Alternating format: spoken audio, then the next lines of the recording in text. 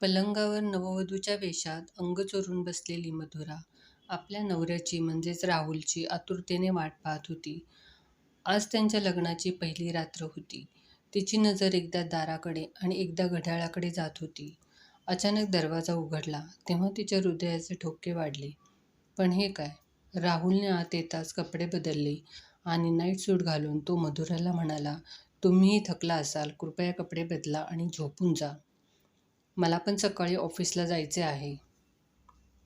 मधुराचे डोके फुले आणि बन्सने केलेल्या हेअरस्टाईलने आधीच जड झाले होते आणि राहुलचे असे वागणे बोलणे ऐकून तिला अजूनच धक्का बसला. पण कुठेतरी तिने सुटकेचा निश्वास सोडला. तिने तिच्या सुटकेसमधील एक सुंदर नायटी काढून घातली आणि मग तीही बेडच्या एका बाजूला झोपली. दुसऱ्या दिवशी मधुराला जाग आली तेव्हा तिने पाहिले की राहुल ऑफिसला निघाला होता. राहुल गेल्यावर मधुराने पूर्ण घराची पाहणी केली. राहुलला ऑफिसमधून 2 बाल्कनी असलेला 2 रूमचा फ्लॅट मिळाला होता. राहुल एका मोठ्या कंपनीत मॅनेजर होता, तर मधुरा एका कंपनीच्या सेल्स विभागात काम करत होती. दोघांचे वडील एकमेकांचे चांगले मित्र होते आणि राहुल आणि मधुरा एकमेकांसाठी परफेक्ट मॅच होतील हा त्यांचा निर्णय होता. मधुराला वडिलांच्या निर्णयावर आक्षेप नव्हता, पण वडिलांच्या दबावाखाली येऊन राहुल लग्नास तयार झाला होता. मधुराने ऑफिसमधून आठवडाभराची रजा घेतली होती, त्यामुळे ती जरा निवांतच होती. आधी स्वयंपाकघरात जाऊन तिने स्वतःसाठी चहा केला. मग चहाचा घोट घेता घेता घर सुशोभित करण्याचा बेत आखला. संध्याकाळी राहुल घरी आला तेव्हा घराचा प्रत्येक कोपरा न कोपरा उजळून निघाला होता. त्याने घरात पाऊल टाकताच नीटनेटके सजवलेले घर बघून त्याला वाटले, हे तेच घर आहे का जे रोज अस्ताव्यस्त असायचे. जेवणाचा वासही त्याची भूक वाढवत होता. त्याला आलेला पाहताच मधुराला खूपच आनंद झाला. कसा गेला तुझा दिवस? ती म्हणाली. ठीक, असे मोजके उत्तर देत राहुल डायनिंग टेबलजवळ पोचला. तिच्याशी एक शब्दही न बोलता पटकन जेवण करून तो थेट झोपायला गेला. बायकोला नवऱ्याकडून 2 प्रेमाच्या शब्दाची गरज असते, पण तेही मधुराच्या वाटेला नव्हते.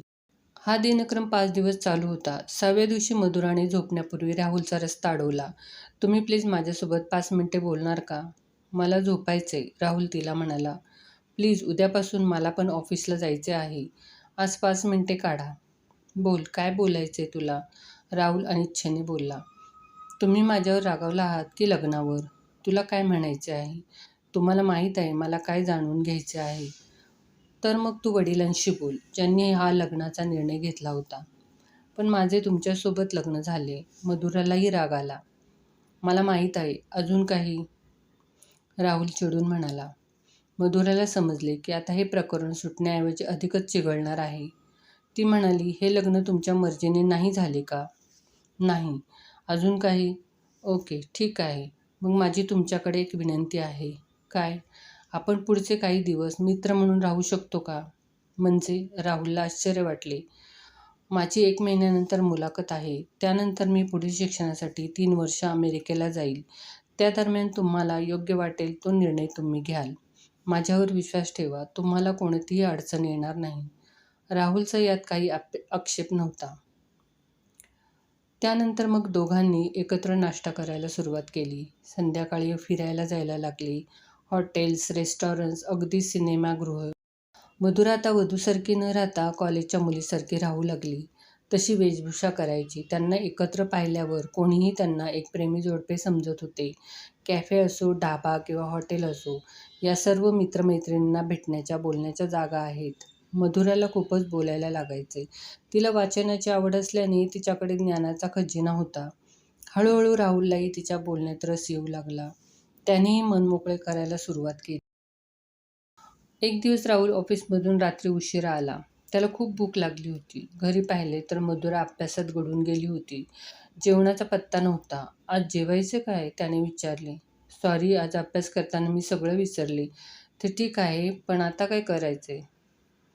एक काम करू शकतो. मधुराला कल्पना सुचली. ती म्हणाली, आपण एके ठिकाणी जाऊ. तिथे मध्यरात्रीपर्यंत पराठे आणि चहा मिळतात. तिथे जायचं का?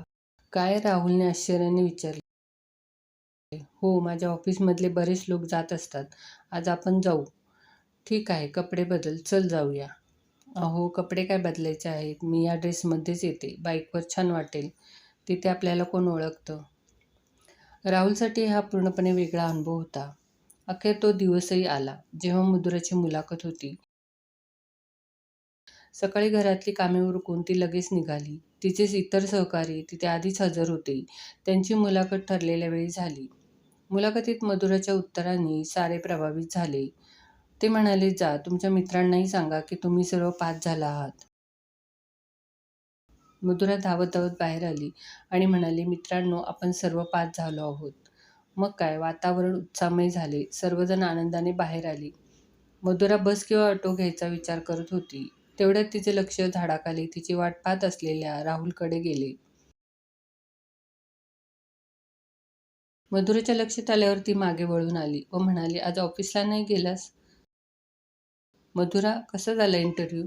"उत्तम. आम्ही सारे सिलेक्ट झालो." "अरे वा, अभिनंदन. तुमच्या मेहनतीला यश आले." "चल घरी जाऊ, मी तुला घ्यायला आलोय," राहुल तिला म्हणाला आणि त्याने हसत बाईक स्टार्ट केली. मधुरा शांतपणे मागे बसली. घरी पोचल्यावर आणि जेवण झाल्यावर दोघे थोडा वेळ झोपी गेले. संध्याकाळी जेव्हा मधुरा घाबरून उठली आणि स्वयंपाकघरात जाऊ लागली, तेव्हा राहुलने तिला थांबवत म्हणाला, "काळजी करण्याची गरज नाही. आज आपण बाहेर खाऊ किंवा ऑर्डर देऊ." "ठीक आहे," म्हणत तिच्या खोलीत तिची बॅग पॅक करू लागली. "हे काय, कुठे चालली आहेस?" राहुलने विचारले. "हो, तुझ्यासोबत 1 महिना कसा गेला कळलंच नाही. आता बाकीची कामे बाबांकडे गेल्यावर करेन आणि तिथून मी 1 आठवड्यानंतर अमेरिकेला जाईन." "म्हणजे तू मला सोडून जात आहेस?" "नाही, मी तुझ्याकडून मागितलेल्या परवानगीची आज शेवटची रात्र आहे," मधुरा हसत म्हणाली. "मला माहीत आहे मधुरा, मी तुझा दोषी आहे. पण आज मी तुला एक विनंती करू शकतो का?" राहुल भरल्या कंठाने म्हणाला. "हो, बोल."